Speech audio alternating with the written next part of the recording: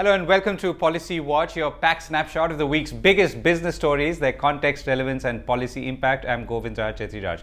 It's been a bloodbath in India's stock markets last week. One reason is bottom lines of mostly public sector banks, which have been severely dented by a steep rise in provisions for bank loans. State Bank of India, Union Bank and Indian Bank are amongst the banks which reported large falls in profits for the quarter ended December 2015. Now, the problem of bad loans or non-performing assets, NPAs, is not new. Rajan, the governor of the Reserve Bank of India, which regulates banks, said that there was a deep surgery required to clean up, and recognizing NPAs is equivalent to an anesthetic needed for the procedure. Now, there are a few larger questions. How deep indeed is this surgery going to be? How long will it last? And what will be the impact on bank balance sheets as well as the economy as a whole, not to mention stock markets, which are going through their own problems? To discuss this, we have several experts lined up, including bankers, economists, and from the stock markets. Joining me are DK Joshi, Chief Economist, CRISIL, Saugata, Bhattacharya, Chief Economist, Axis Bank, Brinda, Jagridar, Economist, and later on G. Chokkalingam. Thank you all for joining me. Brinda, let me begin with you. Why is this escalating in the manner that it is? Because it appears that all these numbers are suddenly flooding through the pipeline, which was somewhat empty earlier. It looks like an escalation, which is really triggered by the RBI's review of the situation. And so therefore, the results, the third quarter results which have come in, show banks have the increase in NPAs, increase in provisioning and a fall in profits. Some banks have declared losses also because of this. But let us look at it in the context. Let me just place this in a context. First, the global situation. Globally also, banks look at the banks, the US, UK, everywhere. And apparently US and Europe, they're sitting on more than 1 trillion of bad loans. So that is one, globally what is happening. The second is what is happening within the economy. So when you say what is happening is globally, you mean what is happening with global economy and global companies, and yes, which are doing badly and therefore it's reflected on global banks. So globally also, and I believe that Deutsche Bank has given a warning also about its future profitability, and they're sitting on huge derivative bets, which again. But that's different from non-performing assets. That's different, at least in the nature of bad loans. Yes, true. But the point is that everybody is facing a problem. It's not just India. So that's one. The second is what is happening within the domestic economy, because economy was expected to revive, and that in turn would have helped the domestic banks, and that hasn't materialized. And the third, of course, is past omissions, sins of omissions and commissions of the past. So because of all this, we are seeing the problem, but it's not as if the problem was not there. It is coming out into the open now. Right. And that is something which is good. It's a cleanup, because we did try some band-aids like the joint lenders facility, the strategic debt restructuring, like the 525 schemes. So all this we did try. But the problem runs deep. So let's ask DK the fundamental question. DK, how deep is this surgery going to be? How long is the operation going to last, and what could be the outcome? Well, it's hard to say how long it will last, because I think you're seeing stress now increasing, and I don't have all the data to comment on how deep the stress is. But I think one thing is very clear, that part of the reason, as Brinda was saying, the stressed assets or the NPAs are coming out is because central bank is trying to get them out. I mean, there are deeper problems in the economy with the investment cycle, with the commodity linked companies, etc. But I think in addition to that, I think there is now improved recognition of the weak assets or the NPAs. Now, I think the outcome in the short run will be very painful, in the sense that the public sector banks still account for bulk of the lending, and they have been lending largely to the infra, etc., which I think many of the private sector banks don't do. So I think that there is some there will be some issue of I won't say choking, but I think lesser availability of credit. And then I think beyond that, it's a process of cleaning up. I think once you clean up the banking system, everybody knows that cleaning up process is painful. Once you clean it up, I think then you are cleaning up the runway for a smoother transmission of credit, and I think hopefully we won't run into similar problems going ahead. Right. DK, let me ask you a slightly market question, though. I'll leave it to you to answer it the way you want. Now, the markets in some ways have been aware that there has been a problem sitting on the balance sheets of banks, and yet the markets have reacted pretty adversely, though not only because of this, but to the fact that profits have been aware that there has been a problem sitting on the balance sheets of banks, and yet the markets have reacted pretty adversely, though not only because of this, but to the fact that profits profits have been down. So why is that then? Well, I think, see, this is a very weak environment. I mean, if you look at what's happening globally, there are too many risks, and I think even any addition to that risk triggers a greater reaction. I mean, I would say, and that's what we are witnessing right now. Saugata, how would you look at it? I mean, the larger problem of bank NPAs is known. To some extent, it is getting manifested because it's being pushed quite aggressively by the Reserve Bank of India. The question then is, are we seeing the worst of it? To what extent is the past responsible for it? And more importantly, what are we doing in the present that could prevent a similar thing happening in the future? Well, I mean, in terms of the timeline, Governor himself has given this March 17 as one of the milestones that we clean up balance sheets by. So this entire process started in April 15, as the Governor has mentioned. So he's given about 2 years for this entire process to come through. They have provided the tools, as Brinda said, the JLF mechanisms, the SDRs. He's trying to separate the assets which are stressed assets into assets that are potentially viable concerns and others which are not going concerns. So, I mean, you need to provide. One of the reasons that this thing, as you mentioned, seems to have suddenly come out in the system is that we knew that there were assets that were classified as NPAs and there were other stressed assets, the restructured assets and so on. The RBI is beginning to move in a direction where most of these stressed assets, the restructures and things, now begin to be classified as actual non-performing assets, about the 25% of the restructured. In terms of markets, I think markets knew that they were a problem. The economy, as Brinda said, did not generate the cash flows. But what has happened in the meantime is that your cash flows were not very certain. So now with these provisions being made up front, these cash flows problems are beginning to come into the open, and that's where the markets have reacted. Right. Let me just add one more thing, that these are provisions. So the banks sure, I mean, it's possible that things are not could recover. Absolutely. So they could recover. That's why there is no need to overreact on this. But that's not the way the markets are reacting, isn't it? I suppose there's a lot of panic because markets are also influenced of what's happening globally. Look at what's happened to the global markets, sure. China, so everywhere. That is what has created a little kind of uncertainty and bordering on panic. Right. So let's try and understand what the impact of this could be. I mean, obviously, banks, public sector banks are large lenders. So there are big borrowers, then there are small borrowers. Would small borrowers be affected? Let me start with a simple question. RBI and the government have said that banks will be recapitalized. So I think and banks could recover some of a lot of their loans.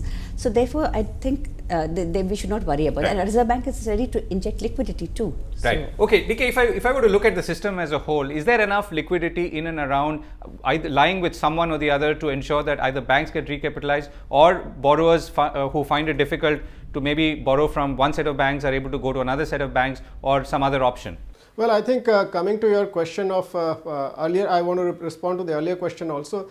I think the smaller guys do get burnt in this situation because the alternative to bank funding is the bond markets or I think CP/CD market, where only those guys who have good ratings access. I mean, so the smaller guys still depend a lot on the banking system for their lending requirements. I think they are the ones which are going to be short of funds in this at this juncture. Saugata, let me put the larger question again. Is there enough money in the system to ensure that water finds its own level, things get evened out, and finally borrowers and lenders are able to meet again on somewhat amicable terms? So I mean, there's never enough resources. I mean, it's always a matter of allocating scarce resources into whichever. So, I mean, it's not as if money can be thrown wherever. But the government has taken steps. The Mudra Bank initiative, for instance, let's say, that's one initiative which they can use to leverage to bring in more credit into small borrowers. I mean, it's supposed to be the unfunded, but I mean, this can be extended into the small borrowers. Small borrowers will definitely be affected. But the other thing that is happening in the system is that now with credit information bureaus now coming in, the small credit bureaus and other credit bureaus, I think banks have access to more information now. That information asymmetry that used to exist, that small borrowers credit information was not available, that is coming down, and that will provide more room for banks to get some idea of the credit profile of these companies and enable more credit to be delivered. Right. So, what's the medium to long term outlook for Saugata in the way we are going now? Now that we seem to have taken the firm step, assuming these are the firmest steps that could be taken for this problem. I think this is a good thing because I mean, with the credit, with the balance sheets of corporates being impaired to the extent that we are now seeing that they are, with the credit balance sheets of banks also consequently also getting impaired, their ability to lend being limited. I think this is exactly the way to go forward. Clean up the balance sheets. Of course, I mean after that, I think a more commercial orientation to bank lending should come into place, where market ratings begin to decide how much capital a bank should be available. So all of that is now beginning to be put in place, and I think this is the way to. Brinda? Let me just add to what Saugata said and what DK has also said just now. Like NBFCs, they lend a lot to the small business. Now, last year's budget announced that SARFAESI would be extended to the NBFC sector, but till today it has not been notified. So they still don't have that comfort of SARFAESI. So I think these are the steps. Can you expand SARFAESI for our audience? SARFAESI is taking over. It's when you can take over the assets of the defaulting borrower without having to go to. Otherwise, what happens is that they go to the courts and it stretches, or they go to the BIFR and it just stretches it on, and the lender doesn't get any benefit. So now it's the lender would have the comfort of possessing the asset. So we're also joined by G. Chokkalingam, who I'm going to ask some of the market-related questions. Chokka, thank you very much for joining us. You know, the markets have been doing pretty badly, as we all know. The Sensex and the Nifty have lost more than 6.5% in a week. One reason is the banks and their balance sheets. What is your sense? Where is it headed? You are absolutely right. I mean, but the fact is that the stress on the balance sheet and the stress on the corporate earning is not something new in the last 35 days. But what is new, is the impact on the banks due to the misplaced priorities of the RBI. What exactly I mean is that, so far 9 PSU banks have posted losses. We have seen losses from IDBI Bank, Indian Overseas Bank, just for a quarter or first half, it's more than 2,000 crore. So intentions are good for the RBI, but this is not the right time to implement such provision. Recognition of the stress is not the priority now. The remedial of the stress is the priority. So because of the misplaced priority of the RBI, you have seen the banking system, which is already under tremendous stress due to the lack of corporate earning from the infrastructure. They have been suffering from not only asset quality, they have been even suffering from the business growth. So in this environment, forcing them to increase the provision for bad assets hit their bottom line. And since because the banking sector has got almost 0.98 correlation with the Sensex, and also it used to have nearly 1/4 of the Nifty index weight, so the whole market has crashed. So according to me, now the RBI has to understand this crisis. It has to reverse. Another very interesting data point I would tell you, post Lehman crisis, even SBI and a bank like a Bank of India, they had a deposit growth of more than 26%, even above 30%. Now the deposits are growing at 6% for SBI. For Bank of India, it is a marginal growth. So when you are implementing such a stringent measure, there is a possibility that there can be a negative growth in the business of these banks. So this is the time, high time for the RBI to do analysis in a retrospect and correct the measures. Right. So what's your outlook very quickly, Chokka, if you were to go ahead? Now, this has been initiated. The balance sheets are going to look cleaner. Now, the larger question is there more hidden under those numbers, or are we through with the worst?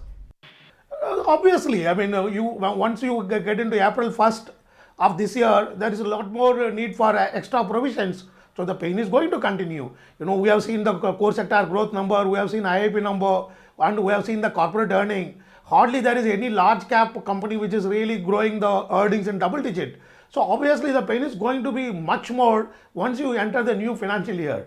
So therefore, the pain for the particularly banking sector is not yet complete.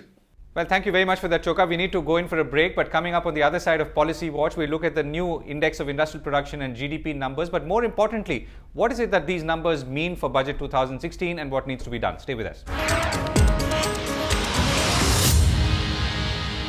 Welcome back to Policy Watch. One of the reasons that everyone's getting a little concerned about what's happening in the economy, more specifically to do with Index of Industrial Production numbers and the GDP numbers, is that there's a budget coming ahead. right? And if anything has to be done in terms of either injecting more money or life into the economy, it has to be done now. So let's try and understand what's actually happening with growth numbers, Brinda. Growth, I think, is picking up. There are, but then it's not picking up to the extent we were expecting, the markets as well as analysts. So, we don't seem to see very robust signs on the ground. That is what is causing the concern, that even 2 years into their term, the government doesn't seem to have been able to get that kind of traction on growth. Right. DK, if you were to, you've done several studies on this, both predictive as well as present. But what's your sense? I mean, one is the numbers that seem to be confusing us, but more importantly, are we seeing fundamental signs of positive movement beyond what we had already anticipated or projected? Or is there a fundamental question mark about what's happening in India's economy? Well, I think the recovery is very, very weak, and it's a very slow grind up. And particularly, I think in 2016-17, if you get good monsoons, I think that will be the additional kicker. Otherwise, the other factors are very weak. I think if I can very quickly run through them. First, the ability of the government to provide fiscal stimulus is limited. RBI's ability to pump more money into the system or cut interest rates sharply is also impaired. I mean, because they have concerns on inflation still. And I think so policy boost is very weak, and we'll see the budget also reflect that. And second, I think the private investment cycle is still not kicking in. I mean, despite improving the conditions for doing business, the leveraged balance sheets of the corporates, the high level of underutilized capacity in the system, they won't permit the private corporate sector to jump in. And the third factor, which has been weak and is likely to show weakness ahead, is the export sector. The global demand is very weak. The stress is largely coming from emerging markets for a change this time. So our export growth so the external stimulus to demand is weak. And then finally, what we all discussed a few minutes back, the banking sector. I mean, banking sector lubricates the economy, and I think its ability to provide smooth flow of credit in case there is a pickup in the system, I think that is also limited. So I think all these four things are pointers that the kind of recovery you will see next year is going to be very, very slow, and it is going to be a gradual upward movement. And I think that is also again conditional upon weather gods being kind to us. The oil has been very supportive, but I think we need another dose of good luck from rains. Right. Saugata, we don't have much control over the external world, and to that extent, we can only do that much, maybe except protect ourselves on a few flanks. But more importantly, what are the challenges that we have domestically that can be addressed to some extent by a budgetary process and maybe planning or at least setting the stage for beyond that? Well, a few things. I mean, one, the fiscal balance sheet definitely has to be leveraged. There are problems in the huge overcapacity in the system. RBI shows 70%. So there actually is no need for many plants, many capex. For many of the road sector projects, 70% of utilization, 30% of overcapacity. That's right, overcapacity. I think what needs to be now done is infrastructure, obviously, and it has to be, because private sector just doesn't have the appetite. Forget about the capital to be able to do it. So the government needs to step in. I think there are important initiatives. The National Infrastructure Investment Fund, say for instance in IIF, which was mentioned in the budget. I think this is a very good structure that they have put in place, but that should be operationalized fairly quickly, because that can bring in more funds. Say for instance in IIF. Which was mentioned in the budget. I think this is a very good structure that they have put in place, but that should be operationalized fairly quickly, because that can bring in more funds. The government should use multilateral lines of credit from Japan, from the World Bank, from ADB and things to get in more foreign capital into operation. I have a feeling that you will see some activity in the next 6 or 7 months. Many road projects have been awarded, power transmission projects have been awarded. It typically takes about 15 to 20 months, the entire EPC procurement cycle. And that should begin to see activity coming into the ground. So my sense is, if we get good rains on top of that, which again, another thing that we don't have control over, that will help the process along. But I think I'm more optimistic. Yeah, DK, you talked about private investment being slow, but on the other hand, if we are saying that actively we should be discouraging capacity expansion, at least at this point of time, are we heading to a catch-22 situation then? Well, I think if I understand your question correctly, I think there are areas where you don't need to invest. I mean, obviously, as Saugata was also pointing out, but there is an area which is infrastructure where I think there is a huge deficit, and I think is going to remain a deficit area. And I think that is where if government steps in, I think with more funds and also leverages whatever resources it has through financial innovation, I think then you can you can create demand in the system. Roads are a good example of their ability to generate demand by providing employment, etc. But I think at the bottom of it, I think also lies that you need to de-risk the infrastructure sector, and I think that is very critical. It's for being successful in the infrastructure space. I think the Uday reforms are very critical, that they are done in a proper manner, and you see the results of that in the better balance sheets of power distribution companies, etc. So I think some of the initiatives that were announced in 2015, I think they need to see light of the day. So if you de-risk infrastructure, and I think that you have a greater ability to create bond markets and also build structures using financial innovation to fund that. I think both the things have to go hand in hand. I think just providing finance is not enough, according to me. If we were to keep aside public investment in infrastructure, which is obviously an important part, what else should we be expecting or looking forward to from the budget? I'd agree. Manufacturing and infrastructure, these are the two key areas. But most important, I would say, is agriculture. De-risking agriculture, which to some extent the recent initiative on insurance agricultural insurance has helped. So, and increasing productivity and production in agriculture. I think that has remained a neglected area. When China started its economic reforms. Is that the scope of the budget? Agriculture, they should. Yes, I would say. I believe it is part of it is within the scope of the budget. It's not just the manufacturing sector which the budget should look at, but even agriculture. When China started its reforms, the first thing it did was it started with agriculture. And I think we have not paid enough attention to that sector, because rural demand, which had held up during the 2008 financial crisis, seems to be lagging down. So I think that's a very, very important area which the budget should look at. Right. So and that's a good point. Saugata, we didn't talk about rural so far. I mean, things have been, rural demand has been down, incomes have been down because inflation is also down. So are we going to be sort of focusing on maybe things which at the cost of maybe agriculture and the agricultural economy, though you seem to be a little more conscious now? No, I mean, agriculture is definitely something that needs a lot more attention than we have either. Analysts don't talk about agriculture that much as opposed to manufacturing, but agriculture is definitely important, both from managing employment, because if you need job creation, I think it is the periphery, the peri-urban areas that needs focus. The government is doing, I mean, the national insurance scheme that's now being rolled out. So that's one, creating national markets for agriculture. That's yet another very important scheme. So remember, the budget is not just an exercise in allocation. There are some allocations that will be required to set up the infrastructure for the national, the online systems and so on. But much more important is the drive to many of these initiatives that analysts are looking for. Speed up these processes. That's what I think will be the critical part that the budget needs to address. Okay, DK, can I come back to you? So if you were to put aside public investment and everything that has to be done to, let's say, spur private investment, what more should we be doing specifically in the area of agriculture and other ways of reviving the economy, particularly the rural economy? Well, I think first of all, you need a blueprint for reviving agriculture. I think we have seen piecemeal approach to agriculture in many of the budgets. I think you need a second green revolution. I think which will be a combination of de-risking agriculture, as Brinda was saying, and de-risking means that the weather is becoming more and more freak. So you need to depend less on that. I think create not large irrigation systems, but irrigation systems which also conserve water, which is of a variety of drip irrigation, etc. So you have to focus on water conservation at the same time while you focus on increasing the coverage of irrigation. And then I think, as Saugata was pointing out, I completely agree that markets are very critical. I think in agriculture, I think agriculture has been deprived of efficient markets. I think they need to be developed, and I think some steps have been taken, but I think you need to go beyond that.